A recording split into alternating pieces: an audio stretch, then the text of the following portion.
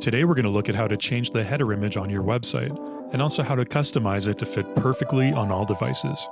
We'll also see how to upload a header video to your site, giving you a more dynamic, animated look. Here are some tips you'll want to keep in mind when choosing a header image to use with your site. Use a standard web resolution of 72 dpi. The image should be at least 2800 pixels wide. Use landscape or horizontal images instead of tall portrait vertical images.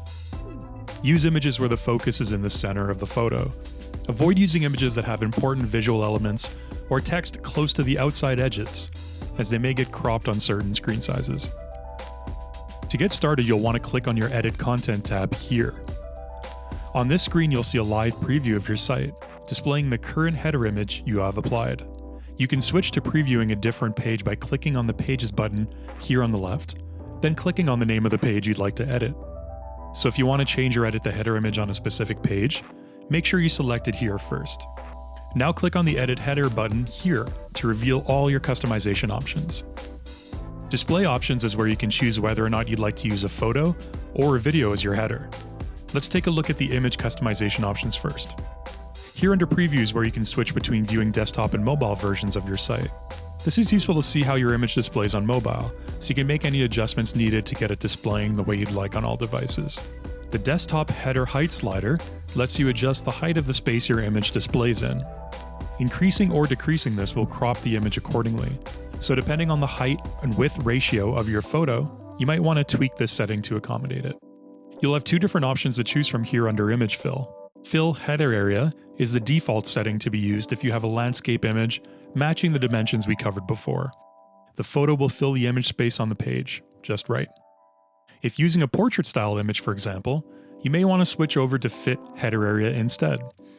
With this fill option, the image will be centered, left or right aligned on the page, and you can customize the background by adding a solid color or by using a blurred version of the image instead.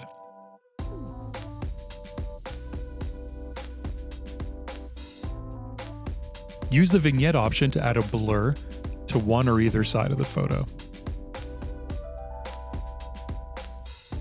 The crop option here lets you adjust the image zoom and also set the focal point. The focal point determines the part of the image that will stay in view when scaled down on mobile devices. To choose a new header image, click the Replace link below the thumbnail here.